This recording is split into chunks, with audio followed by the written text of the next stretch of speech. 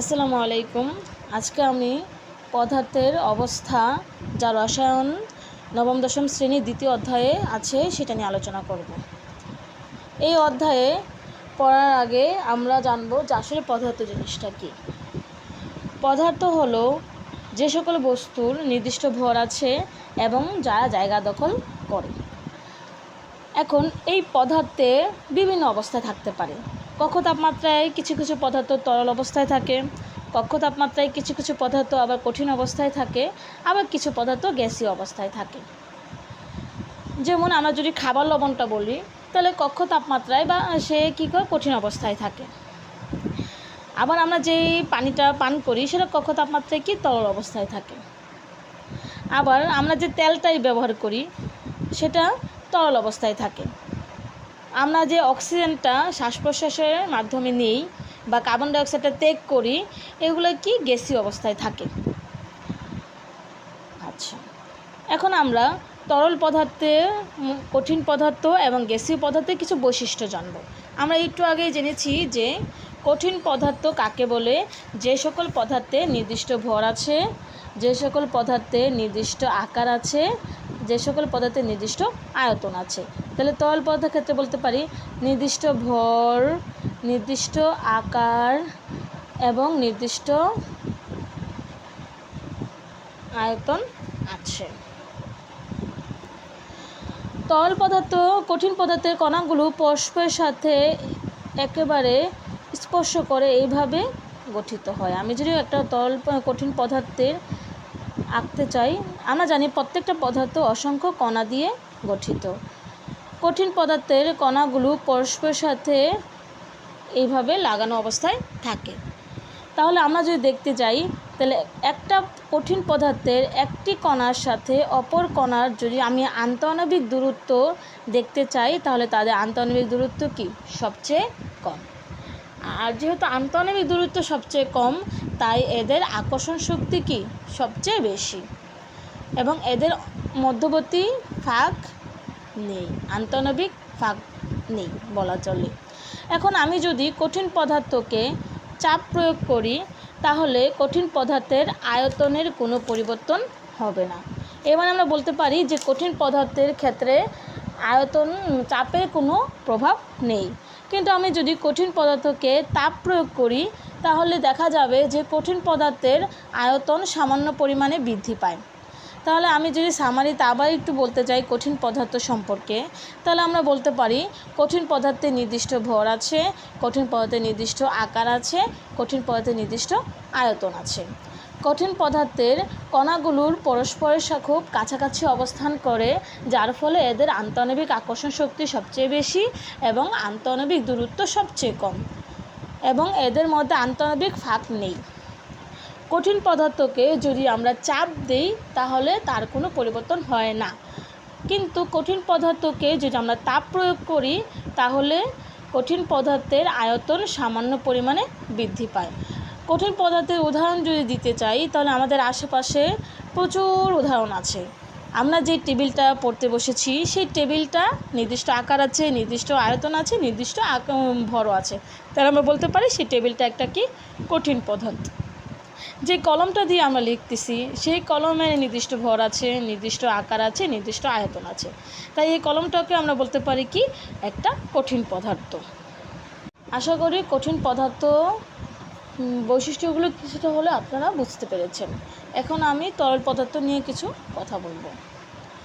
তরল পদার্থের ক্ষেত্রে আমরা বলতে পারি যে যেই সকল পদার্থের নির্দিষ্ট ভর আছে, নির্দিষ্ট আয়তন আছে কিন্তু নির্দিষ্ট আকার থাকে না সেই সকল পদার্থকে বলা হয় তরল পদার্থ।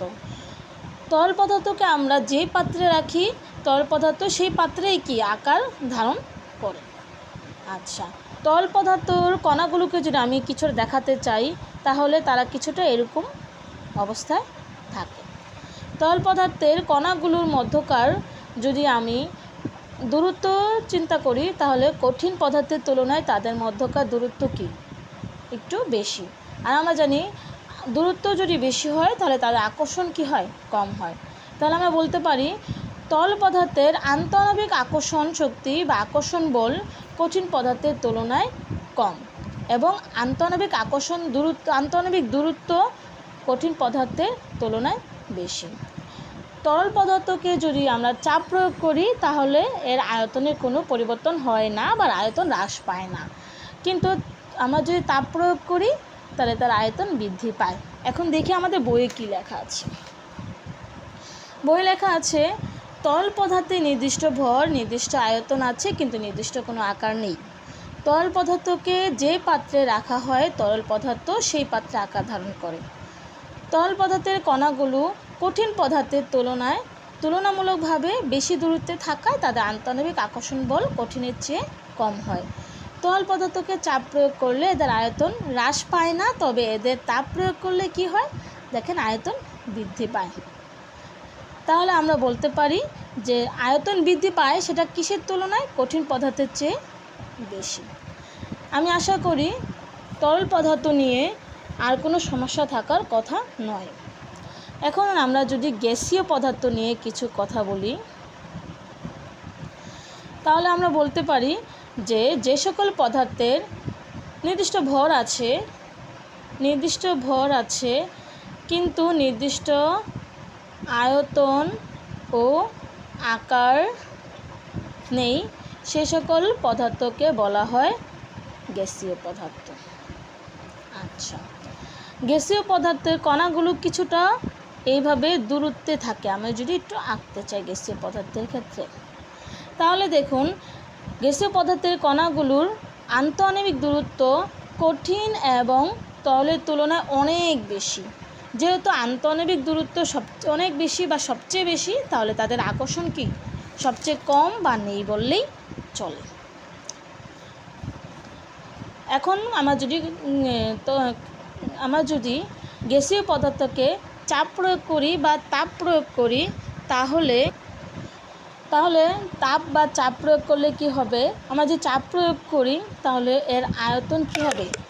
অনেক হ্রাস পাবে। আর যদি আমরা তাপ প্রয়োগ করি তাহলে এর আয়তন কি অনেক বৃদ্ধি পাবে। চলুন এখন আমরা একটু বইয়ে কী লেখা আছে সেটা একটু পড়ি।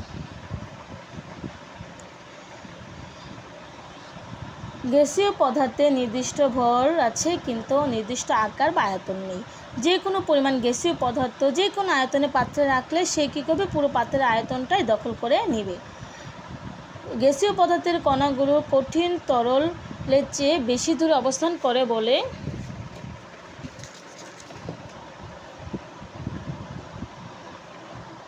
এদের আন্তঃকণা আকর্ষণ বল খুবই কম। গ্যাসীয় পদার্থের উপর সামান্য চাপ প্রয়োগ করলে তাদের আয়তন অনেক কমে যায়, আবার তাপ প্রয়োগ করলে তাদের আয়তন কি হয়? অনেক বেড়ে যায়। তাহলে আমাদের তরল, গ্যাসীয় আর কঠিন পদার্থের বৈশিষ্ট্যগুলো হয়ে গেছে। আমি যদি আবারও বলি তিনটা কম্পেয়ার করে, তাহলে বলতে পারি যে সকল পদার্থের নির্দিষ্ট ভর আছে, নির্দিষ্ট আকার আছে, নির্দিষ্ট আয়তন আছে, তাদেরকে বলা হয় কঠিন পদার্থ।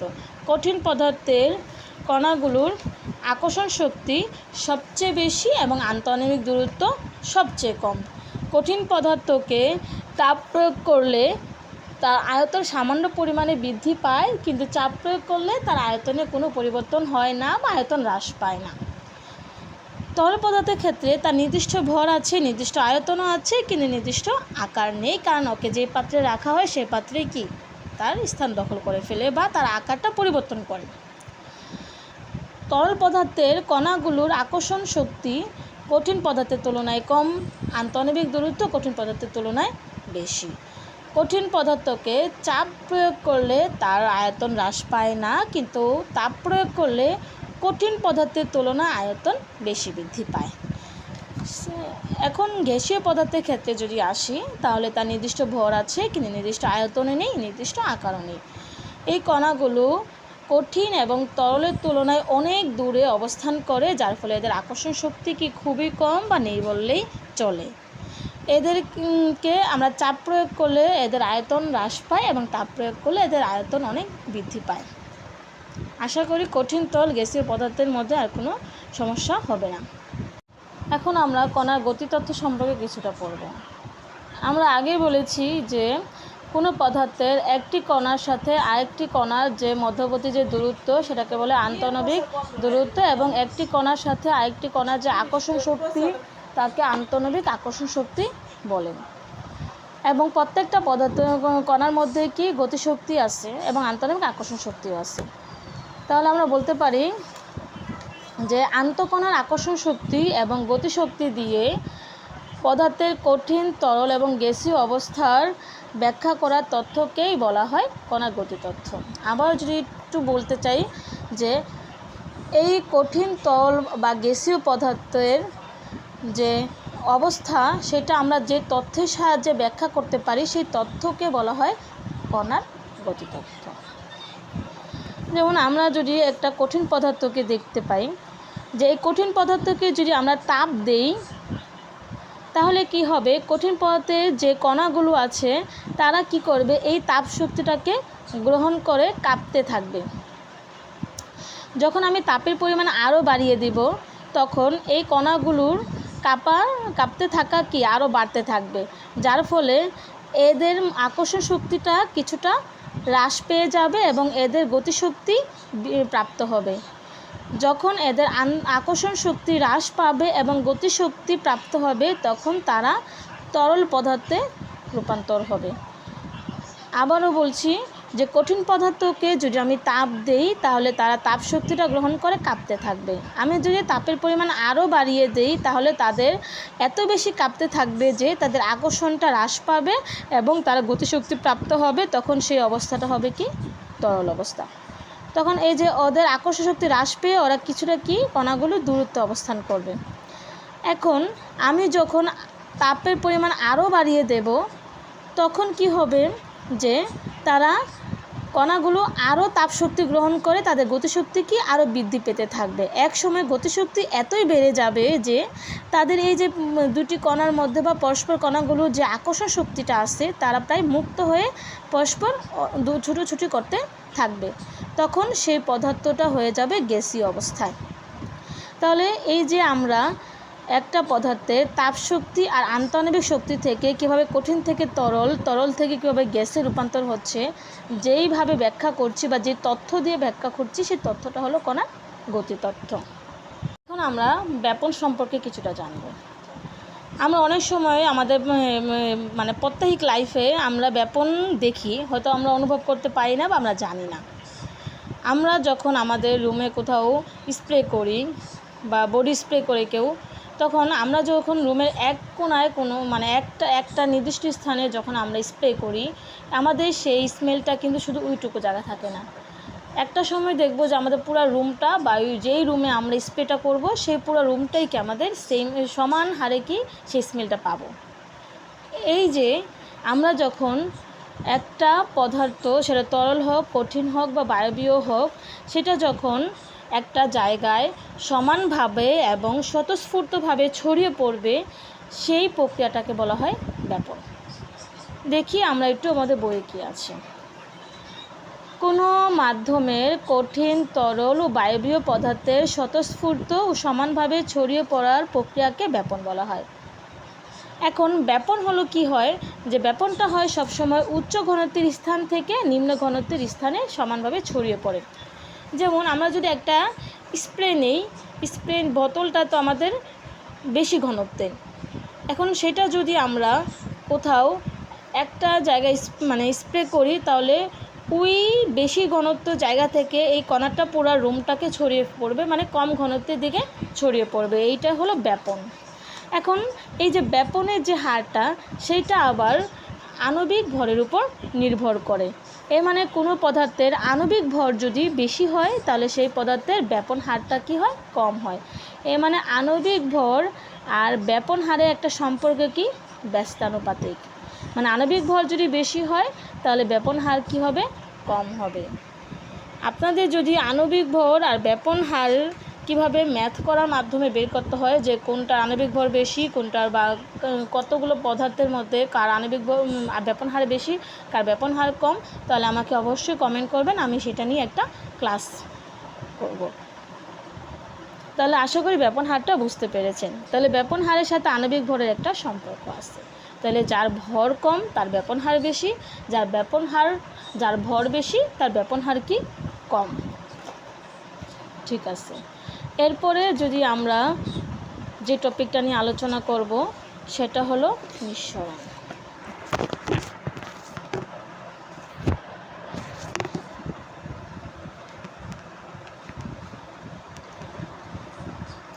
নিঃসরণ হলো, যেমন আমরা যদি বেলুন, তো আমরা সবাই জানি বেলুনে যদি আমরা একটা ফুটো করে দিই, অথবা আমরা তো সবাই ফুটবল খেলি না, ফুটবল তো চিনি, ফুটবলে কোথাও যদি একটা লিক হয় বা সরু ছিদ্র হয়, ফুটবলের ভিতর যে গ্যাসটা আছে সেটা কিন্তু সরু ছিদ্র পথ দিয়ে সজোরে বের হয়ে আসে। ওই যে প্রক্রিয়াটা, সেই প্রক্রিয়াটার নাম হলো নিঃসরণ। এখন দেখে আমাদের বইয়ে কী লেখা আছে, সরু ছিদ্রপথে উচ্চচাপের স্থান থেকে কোনো গ্যাস নিম্নচাপের স্থানের দিকে সজোরে বের হয়ে আসাকে প্রক্রিয়াকে বলা হয় নিঃসরণ। ঠিক আছে, এখন আমরা পড়ব গলনাঙ্ক আর স্ফুটনাঙ্ক। ঠিক আছে, আমরা যখন ফ্রিজ থেকে এক খণ্ড বরফ বের করে আনি, সেই বরফটা কিন্তু সাথে সাথে পানিতে পরিণত হয়ে যায় না। একটা নির্দিষ্ট তাপমাত্রায় পৌঁছানোর পরেই সেই বরফটা গলতে শুরু করে বা গলে যায়। তাহলে ওই যে তাপমাত্রায় সেই কঠিন পদার্থটা গলে বা গলতে শুরু করে, সেই তাপমাত্রাটাকে বলা হয় গলনাঙ্ক। আচ্ছা, তাহলে আমরা যদি সংজ্ঞায় বলতে পারি, তাহলে এটা এভাবে বলতে পারি যে তাপমাত্রায় কঠিন পদার্থ তরল পদার্থে পরিণত হয়, সেই তাপমাত্রাকে ওই কঠিন পদার্থের গলনাঙ্ক বলা হয়। যেমন একখণ্ড বরফকে যদি আমরা রেখে দিই, সে সাথে সাথে গলে যাবে না যতক্ষণ পর্যন্ত না সেই বরফটা 0 ডিগ্রি সেলসিয়াসে পৌঁছায়। তাহলে আমরা বলতে পারি সেই বরফের গলনাঙ্ক কি 0 ডিগ্রি সেলসিয়াস। আবার যখন আমরা পানি গরম করতে পাতিলা মানে চুলার উপর বসাই, তাপ দেই, সেই পানিটা কিন্তু সাথে সাথে ফুটে না।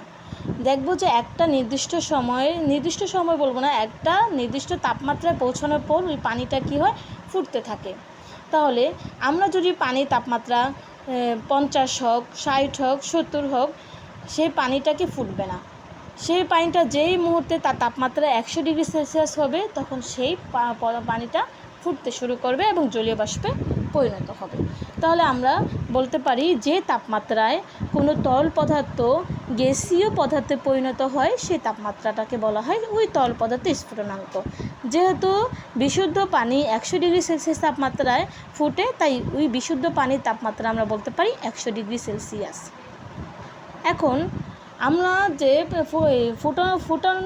ফুটানোর পর বা পানি ফোটার পরে কিছু পানি দেখব যে আমরা জলীয় বাষ্প হয়ে উড়ে যায়। ওই জলীয় বাষ্পটাকে যদি আমরা ঠান্ডা করি, তাহলে আমরা পুনরায় কি তরল পাব। তাহলে ওই যে জলীয় বাষ্পকে আমরা ঠান্ডা করে পুনরায় তরলে পরিণত করার যে প্রক্রিয়াটা, তাকে বলা হয় ঘনীভবন। আর ওই ফুটন্ত পানিটা যখন জলীয় বাষ্পে পরিণত হয়, সেই প্রক্রিয়াটাকে বলা হয় বাষ্পীভবন।